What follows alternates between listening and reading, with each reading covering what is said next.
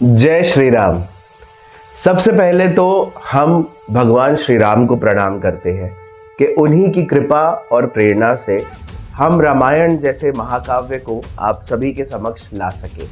इसके बाद हम अपने गुरुजनों को प्रणाम करते हैं जिनके मार्गदर्शन और कृपा से हम इस महान कार्य को करने में सार्थक हो सके। इसके बाद हम हमारे दर्शकों को भी प्रणाम करते हैं जिन्होंने हमें इतना स्नेह दिया कि रामायण के हर एक एपिसोड पे जिस तरह के उनके भाव, जिस तरह के उनके विचार और जो प्रेम उन्होंने व्यक्त किया, हम उस सभी के परम आभारी। रामायण केवल एक महाकाव्य नहीं या केवल एक कहानी नहीं है, रामायण एक यात्रा है और हम उस यात्रा को जीते जीते हमें लगा कि हमारे दर्शकों को भी हम इस यात्रा का भाग बनाएं। तो यात्रा में गंतव्य तक पहुंचे इससे पहले एक अंतराल हमने लिया।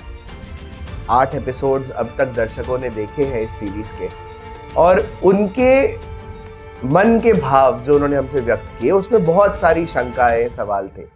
तो हमने सोचा आज के इस अंक में हम उन सवालों का उत्तर साक्षात वाल्मीकि रामायण से ही दें। हमारी ये पूरी श्रृंखला केवल और केवल भगवान वाल्मीकि द्वारा लिखी गई संस्कृत की 24,000 श्लोक की रामायण पर ही आधारित है और रामायण से बड़ा कोई साक्ष्य नहीं हो सकता कि श्री राम की कहानी का सच क्या है, वो आपके सामने प्रस्तुत किया जाए। सबसे पहला जो सवाल दर्शकों ने हमसे पूछा वो ये कि बालकांड में दशरथ महाराज ने तीनों रानियों को खीर या पायस नहीं बांटा, रानियों ने खुद से ले लिया। इसके तर्क में बालकांड का 16वें सर्ग का 27वां, 28वां और 29वां श्लोक क्या कहता है, आइए वो जान लेते हैं।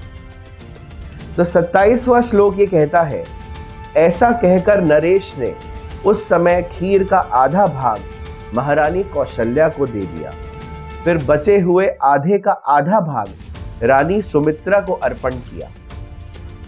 28वां श्लोक कहता है, उन दोनों को देने के बाद जितनी खीर बच रही उसका आधा भाग तो उन्होंने पुत्र प्राप्ति के उद्देश्य के लिए केकई को दे दिया। तत्पश्चात उस खीर का जो अविष्ट आधा भाग था उस अमृतोपम भाग को महाबुद्धिमान नरेश ने कुछ सोच विचार कर पुनः सुमित्रा को ही अर्पित कर दिया। इस प्रकार राजा ने अपनी सभी रानियों को अलग अलग खीर बांट दी। इसके बाद जो एक दर्शकों ने अपनी शंका व्यक्त की है बालकांड में ही, वो श्री राम की विद्या और विवाह के समय उनकी आयु को लेकर करी है, क्योंकि हमने हमारे सीरीज में श्री राम को विवाह के समय व्यसक नहीं दिखाया है, हमने उनके बाल रूप का ही विवाह दिखाया है। और हमने ये स्पष्ट करने की भी कोशिश की है कि किसी भी तरह से हम बाल विवाह का समर्थन नहीं करते, पर ये बात भी हमें माननी चाहिए कि उस जमाने में बाल विवाह होते थे, क्योंकि उस समय उसे बाल विवाह माना ही नहीं जाता था, समझा ही नहीं जाता था। तो श्री राम के विद्या के बारे में वाल्मीकि जी ने रामायण में कितना कहा है, क्या कहा है, वो मैं आपको बताता हूं। ये आता है 18वें सर्ग से और 18वां सर्ग कहता है, 18वें सर्ग का 25 से 27 जो श्लोक है वो श्री राम की शिक्षा के बारे में बताता है। 25वां श्लोक कहता है, सभी ज्ञानवान और समस्त सद्गुणों से संपन्न थे, उनमें भी सत्य पराक्रमी श्री रामचंद्र जी सबसे अधिक तेजस्वी और सब लोगों के विशेष प्रिय थे। वह निष्कलंक चंद्रमा के समान शोभा पाते थे। उन्होंने हाथी के कंधे और घोड़े की पीठ पर बैठने तथा रथ हाँकने की कला में भी सम्मानपूर्ण स्थान प्राप्त किया था। वे सदा धनुर्वेद का अभ्यास करते थे और पिताजी की सेवा में लगे रहते थे। इसके अलावा भगवान वाल्मीकि ने पूरी रामायण में श्री राम की शिक्षा या उनके गुरुकुल जाने और इसके बारे में कोई विस्तृत वर्णन नहीं किया है। और हमने भी उसको उतना ही संक्षिप्त रूप में हमारी सीरीज में दिखाने की कोशिश की है। बालकांड में ही जब विश्वामित्र जी महाराज दशरथ के पास श्री राम को मांगने आते हैं, तब सुनिए दशरथ जी क्या कह रहे हैं विश्वामित्र जी से। उन 16 वर्षों में रामो राजीव लोचनः न युद्धाय योग्यतामस्य पश्यमि सह राक्षसा।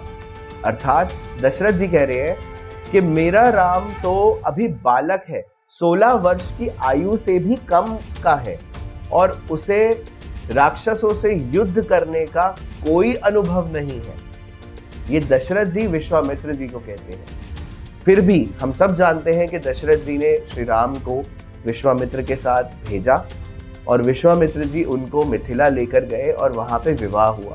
इसका तात्पर्य है कि श्री राम की विवाह के समय जो आयु थी वो 16 वर्ष से कम की थी।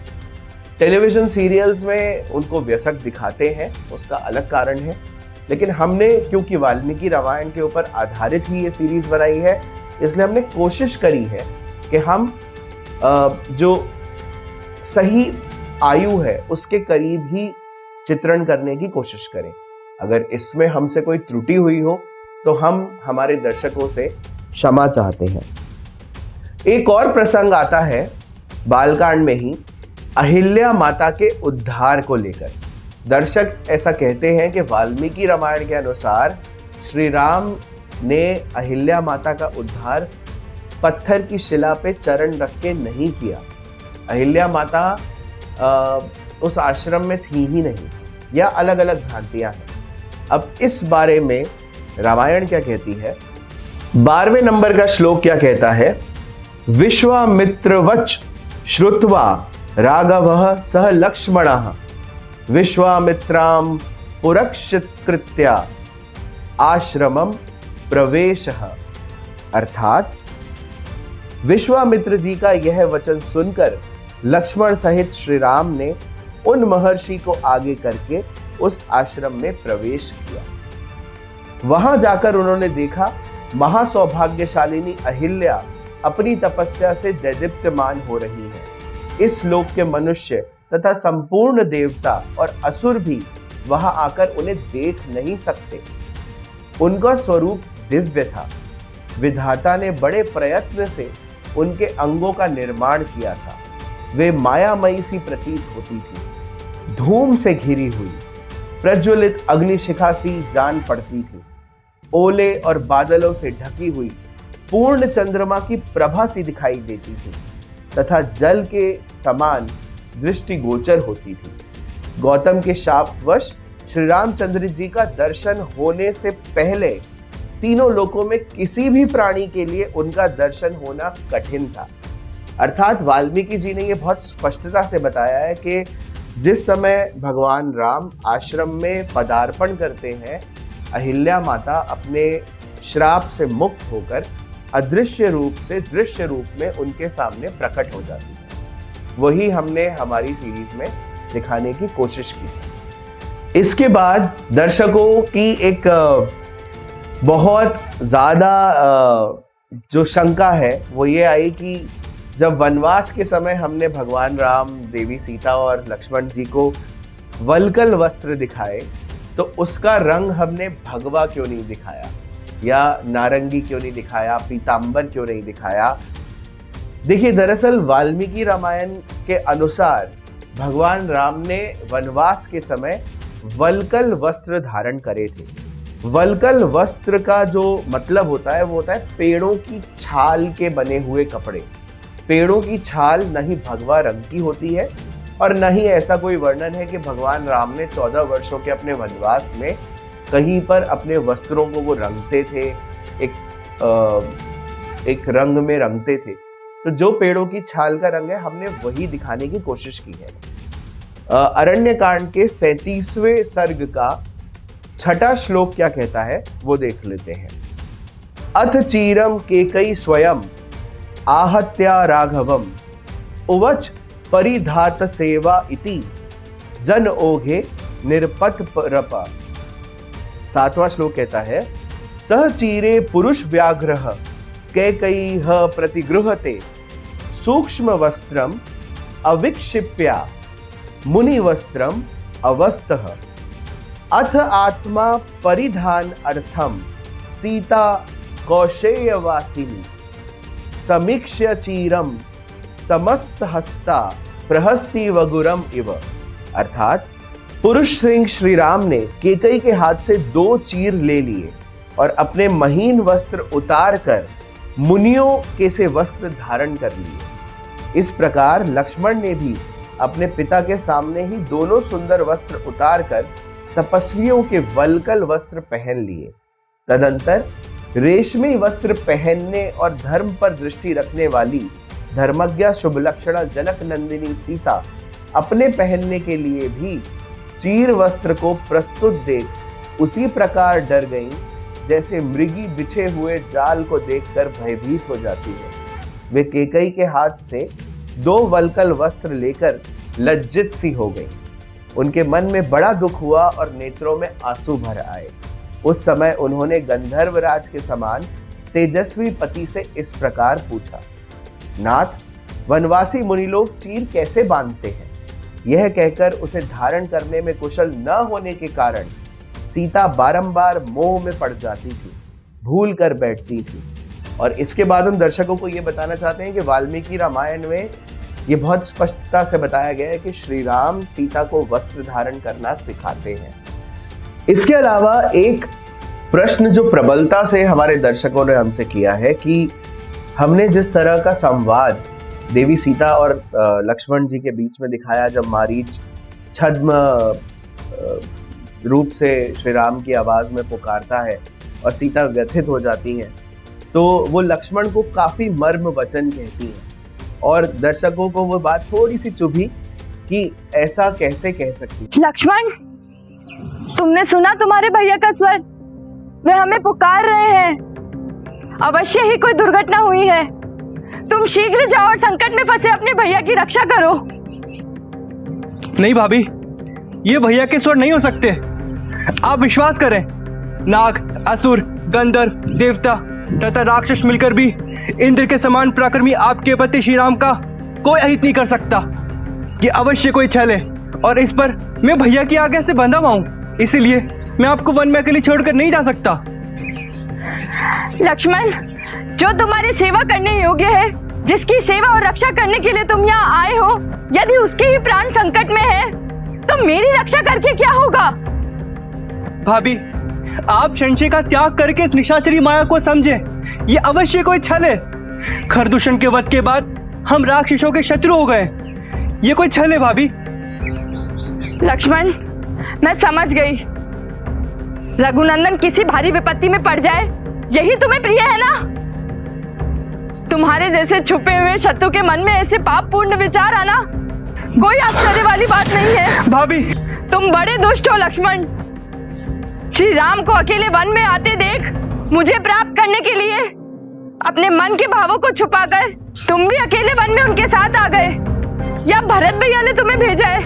भाभी, ये आप कैसी बातें कर रही हैं? आप माता हो जाओ लक्ष्मण, मेरी बात स्पष्ट रूप से समझ लो।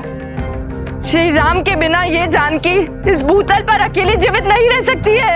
आपकी भावना का हम पूरी तरह से सम्मान करते हैं, लेकिन वाल्मीकि रामायण विस्तृत रूप में इस बारे में बहुत कुछ बताती है। अरण्यकांड के 45वें सर्ग के प्रथम श्लोक से ही क्या समझ में आता है, सुनिए। अर्थ स्वरम तू तम भ्रातु विज्ञाये सदस्य वने उवाच लक्ष्मण सीता गच्छ जानन्नी रघुनंदनम। अर्थात उस समय वन में जो आर्तनाद हुआ उसे अपने पति के स्वर से मिलता जुलता जान श्री सीता जी लक्ष्मण से बोली, भैया जाओ, श्री रघुनाथ की सुधि लो, उनका समाचार जानो। इसके आगे 5वें श्लोक में सुनिए सीता जी क्या कह रही है।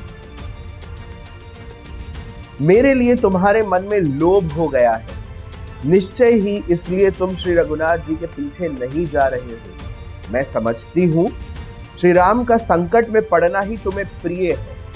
तुम्हारे मन में अपने भाई के प्रति स्नेह नहीं है।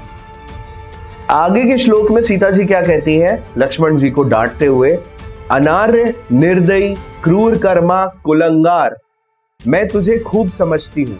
श्री राम किसी भारी विपत्ति में पड़ जाए यही तुझे प्रिय है ना, इसलिए तू श्री राम पर संकट आया देख ऐसी बातें बना रहा है। ये बहुत प्रैक्टिकल कहानी है, इसलिए कोई भी स्त्री जिसके पति पे संकट आया हो वो अपना विवेक खो देती है, और सीता जी के साथ यही हुआ।